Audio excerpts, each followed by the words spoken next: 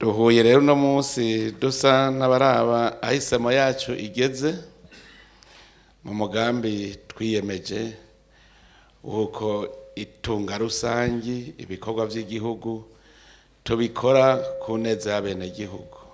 Kugira ngo twese turazi ikintu dushingira ko bwa mbere demokrasi ni intwaro ishingiye ku bene gihugu kandi iharanira abene gihugu. Vyose bitiho turiga bishingiye ngaho ku ntwaro iharanira abene gihugu. Rero iki kicigwa ibi biturire canke gusesagura itunga ry'igihugu kuri nyuruza si ibintu vyari bikwiye kwigwa ku bantu b'incabwenge. Abantu bazi yuko ari bo mboneza z'abandi bene gihugu ntivyari bikwiye. Mugabo umuntu arashobora kwiyumvira ati none kubera iki ndetse tumaze imyaka n'imyaka tuvuga dusiguriranira muga vyarase kucamo. Kubera iki? Hariho umutima w'ubuntu watuvuyemo. Jewe nagumye ndavyiyumvira cyane nkavuga nti none tuzoshikaho umwene gihugu yumva yuko indongozi ari ziriko ziramutunganiriza ryari. Nico gituma dushaka kurwanya igiturire duhere ku muzi turabe neza tudaca hirya no hino. Hariho ibintu bimwe bimwe biboneka neza ko abantu tumeze nk'abataye ubuntu. Ubwa mbere iyo baguhaye ngo bungabunge ibintu vya bene gihugu ubatunganirize wemeye kubera iki?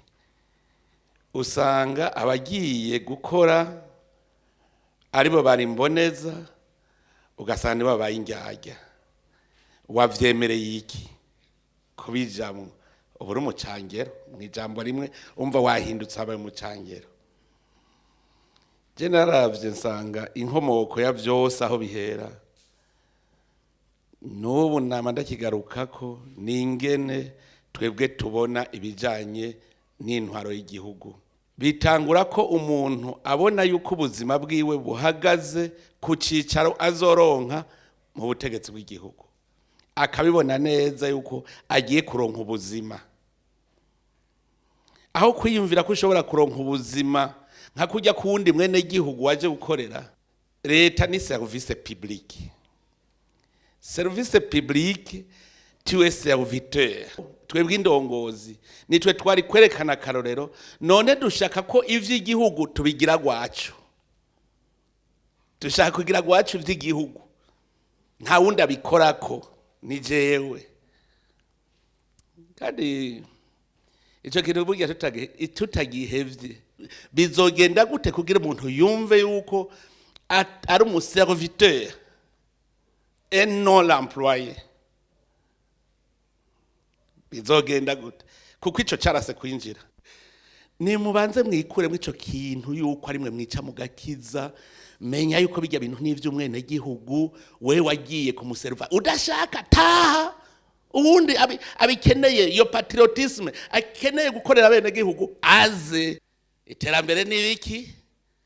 Umwene gihugu arakeneye yuko yimbura vyinshi. Harakwiye fertilizer, harakwiye yuko imbuto ziba zirobanuye. Aya mahera muri laboratoire ya izabu hari akantu kabuze tugure kajya kantu kugira ngo izabikore. Transparence nta handi iva, c'est la bonne organisation de l'État. Ibintu bigatonda ku rutonde. Umufonctionnaire de l'État muri ministère akavuga ati wowe ujejwe iki?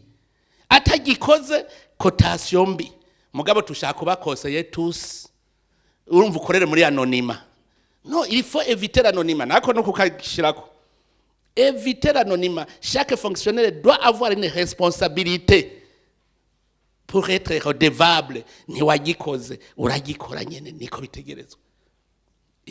Kuko tutondeshe neza igihugu ku buryo akajagari gahera. No, uri kurakora ikintu gifata kuri umu expert de l'État.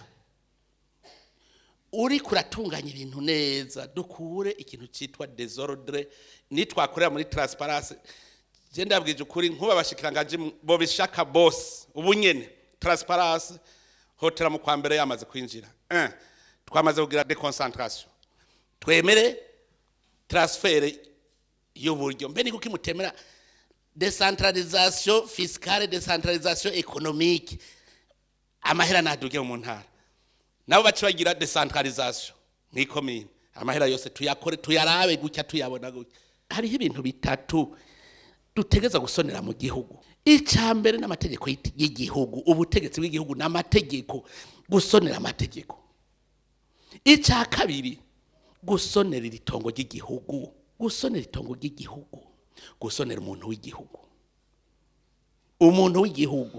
Erega byose ugiye kumurya igiturire ntumusonera gusonera umuntu w'igihugu gusonera itongo ry'igihugu aho mbavuze itunga rusange ryose ry'igihugu gusonera amategeko y'igihugu ico nico kintu abantu bumve ko hari ikizira itunga rusange ni kizira itunga ryose ry'igihugu ni kizira umuntu wese ngaha w'igihugu ni kizira kirazira kumuhohotera wintuze amategeko y'igihugu kuko amategeko y'igihugu baza kuyahonyanga igihugu cyose ubugisambuye ntikizosubira kubaho transparence c'est facile à faire très facile il suffit que kujya tuvuga ngo ama action mu ministère programme action décentralisation les services avec des actions à faire périodiques c'est fini et on doit le faire c'est un devoir c'est une obligation. Regarde, si on n'accepte pas de changer nous-mêmes, on ne pourra pas changer les choses. La révolution commence par toi-même. Nous devons. Kandi bizokunda.